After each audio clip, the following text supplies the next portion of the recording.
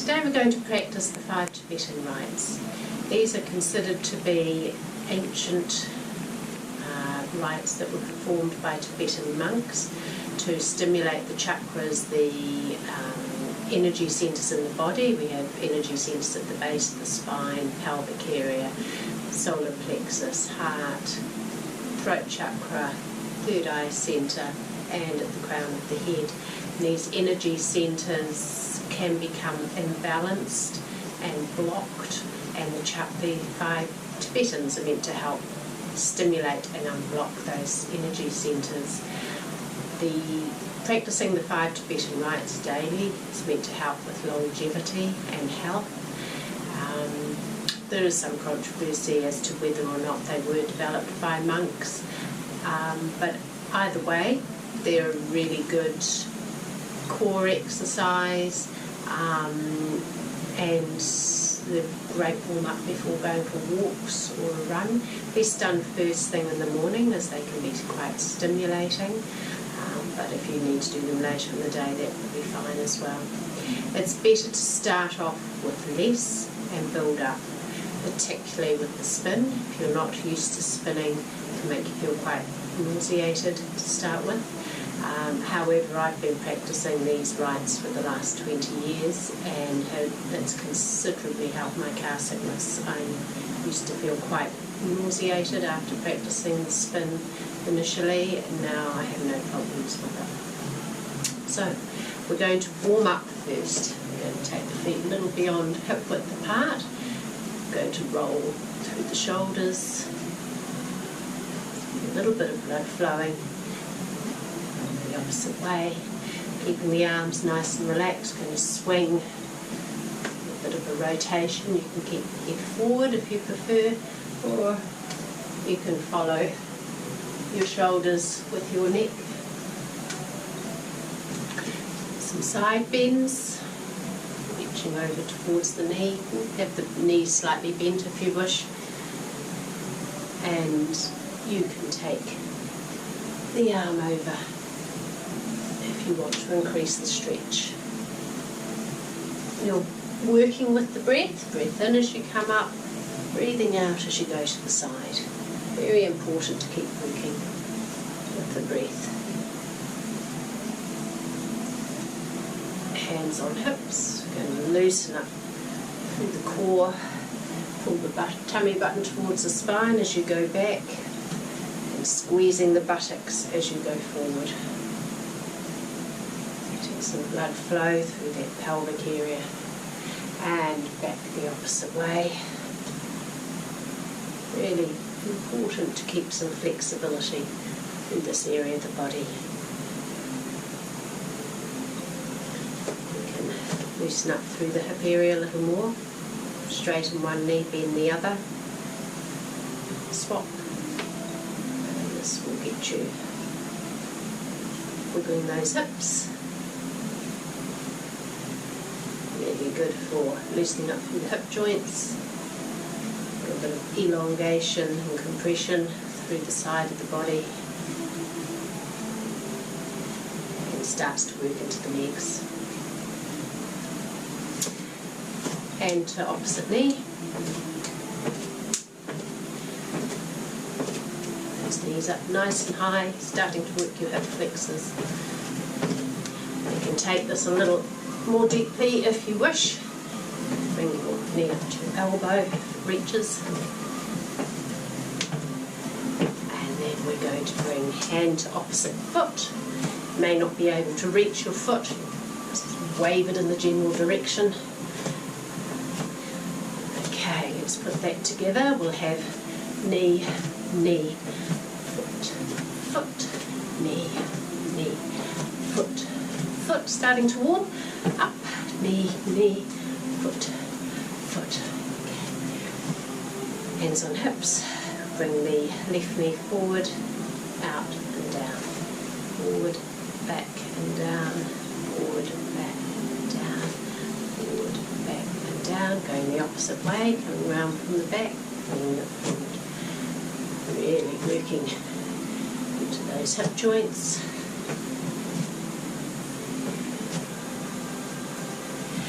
have hands on the knees, rotating 3 times one way, 3 times the opposite way, looking into the knee joints, into the ankles, and then stepping back off your mat. Take a nice deep breath in, coming up onto the toes and breathing out back onto the heels. And up onto the toes, breathing out. Really helps to centre you.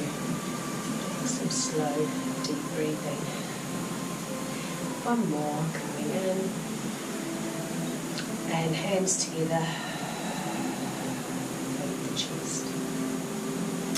We'll start with the first Tibetan. The first Tibetan is the spin. Now generally you build up to 21 repetitions of each Tibetan rite. When you start you may only want to do 3, 5, just depending on your level of fitness and how you feel. You may find some of the Tibetans you can do 10, 20 of. Other Tibetans you might only want to stick to 3 or 5. That's fine to do that. Okay? So with the spin, bring the arms up to shoulder height.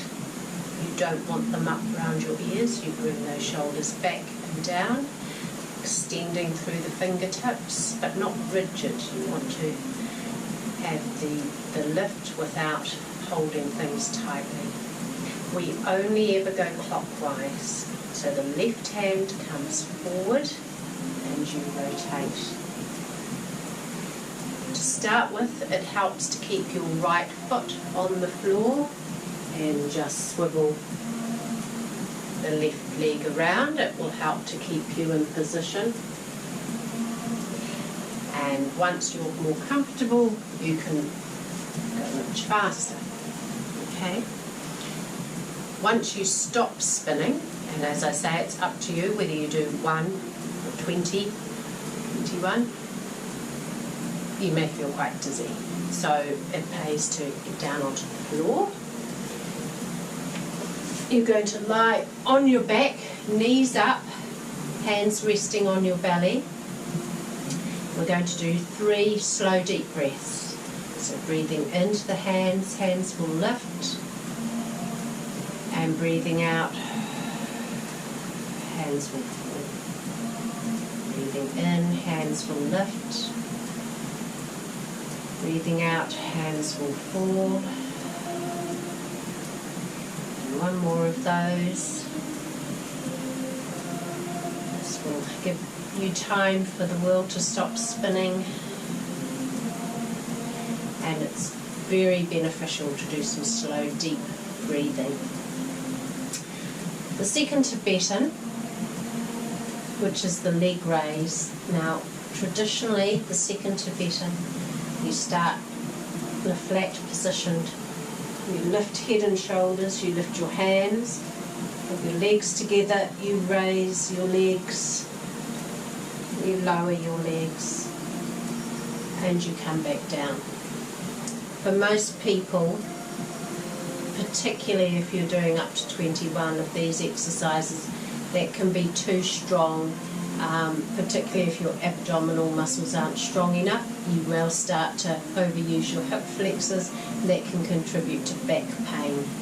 And we want to avoid that. So the easier way of doing it is to put your hands in underneath your buttocks. That will keep your pelvis still. You bring your legs up to vertical. And it's up to you whether you lift your head and shoulders or not. You will strengthen through the anterior neck and your rectus abdominis muscle, your six-pack muscle, by lifting head and shoulders. But for a lot of people that can aggravate neck conditions. So it's up to you whether you leave the neck on the ground, the head on the ground, or lift it. With the leg lower, we can go to a point where we feel as though our back can't stay compressed on the floor anymore and that your pelvis is going to lift up. You go to there, you bend the knees and you bring the legs back up. So it may only be a small movement, like so, or you may be able to bring the legs much further down, bend the knees and come up, or you may be able to lower the legs much further and bring them up straight. And again, if you wish, you can lift head and shoulders first, lower the legs, bring the legs back up and down. You can practice between 3 and 21 of those, and then we move on to the next Tibetan. We do our deep breathing first, so hands on the tummy. Take a slow deep breath in and exhale. Breathing in through the nose and out either through the nose or the mouth. Breathing in and out. The breath should be comfortable, it shouldn't be forced. And coming up.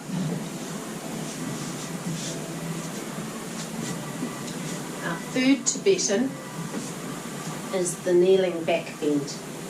You want your knees directly below your hips and hands on the buttocks. The feet can be turned under or flat, it's entirely up to you.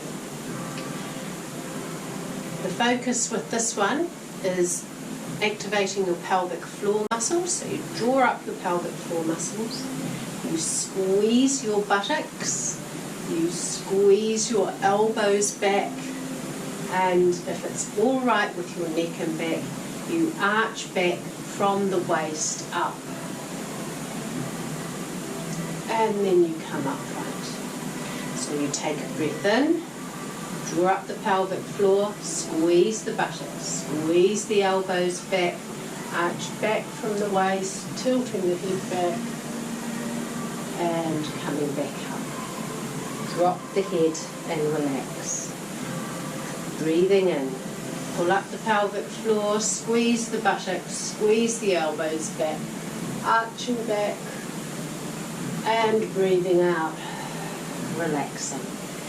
If your back does not like extending that far backwards, you can draw up the pelvic floor, squeeze the buttocks, squeeze the elbows back, and just tilt the head up. If it doesn't like the tilting the head up bit either, you can just draw up the pelvic floor, squeeze the buttocks, draw the elbows back, lift through the top of your head, and then relax. So it's up to you how far you take that one. From the waist down is always still. Any back bending is from the waist. And you want to keep your hips here and not coming back here or pushing your hips too far forward. Okay? After we've practiced back bends in yoga, we always come down into child pose. So you get your bottom onto your heels, may not get there. You can place a folded towel in between your buttocks and your heels.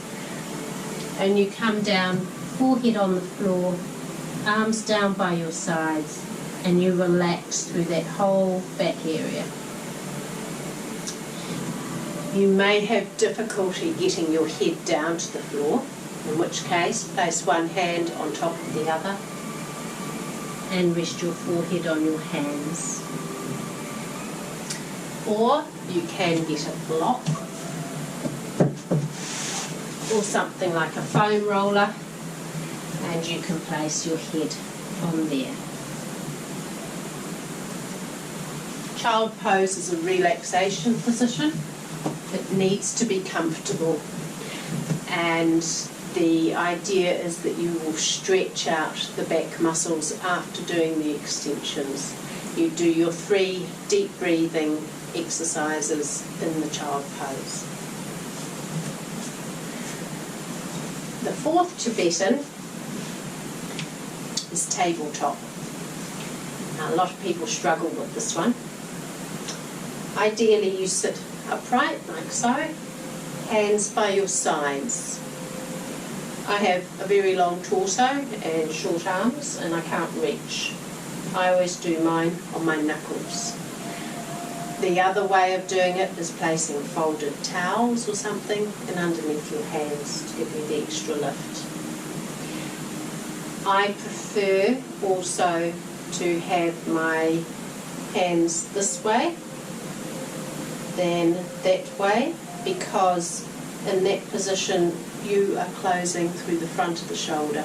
When the arms are this way, which is the way you have them when you're walking, you are more open through the shoulder.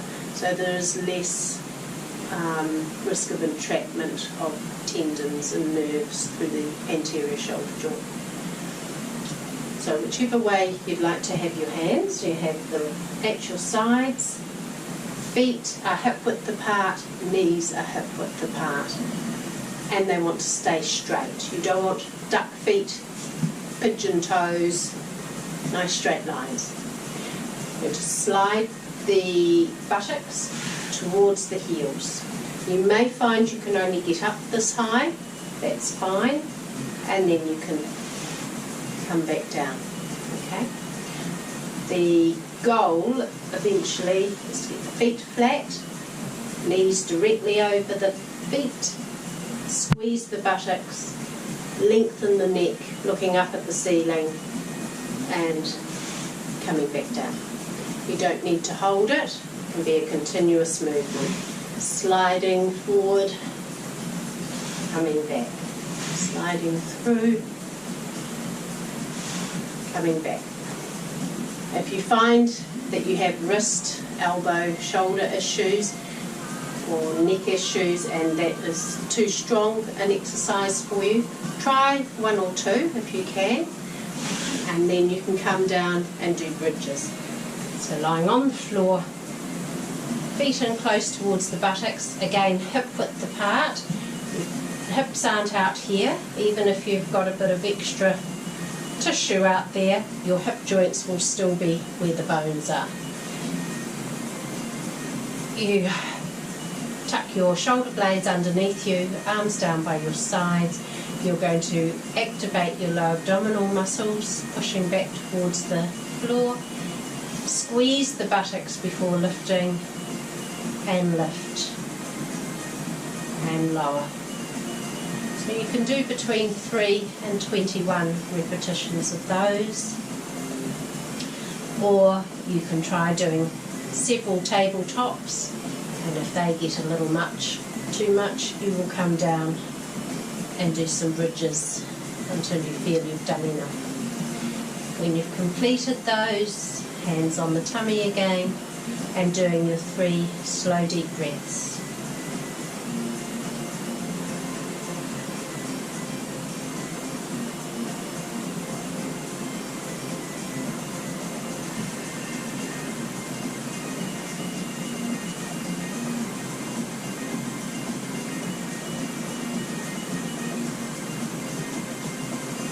Okay, final Tibetan. There's the back of your mat, sitting back on your heels.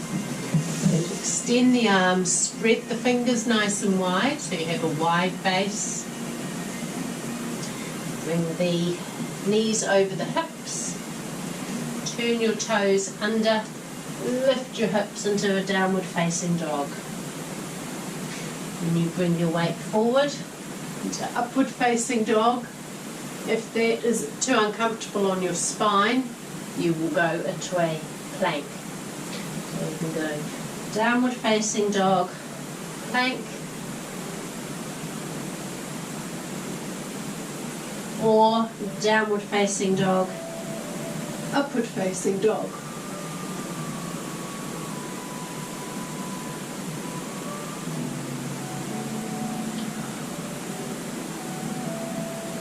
If that is way too strong for you, you can do cat-cow. Knees beneath hips, hands beneath shoulders, and you tuck your chin to your chest, draw up the abdominal muscles, and then coming back the other way. Breathing in as you open. Breathing out as you tuck under. Breathing in, opening the chest. Breathing out, tucking under. It's the same with downward facing dog, upward facing dog. Breathing in, breathing out. Breathing in and out. Another option, if you find that that is still not working for you, you can place your hands on a table or a bench. Downward facing dog, plank. Downward facing dog, plank. And that way there's a lot less pressure on your wrists and you're not working as deeply into the pose. So it's a way of gradually building up that strength. Once you've completed your 3 to 21 repetitions, you come down into child pose. So knees slightly apart, forehead on the floor, arms by your sides. And you can stay there for 3 to 5 slow deep breaths. I hope you enjoy that. It's a sequence that if you're only doing 3 repetitions of each exercise, it will take you less than 5 minutes. If you are doing all 21 for each exercise, it will take you somewhere between 8 and 15 minutes, depending on the speed which you go. And the speed which you go is entirely up to you. I use it a lot before I go for a walk or a run. It's a really nice little warm-up exercise, and again you only go up to 21 repetitions of each. They do say it's not beneficial to go beyond 21 of each exercise. Thank you very much for joining me. I hope you enjoyed the 5 Tibetan Rites.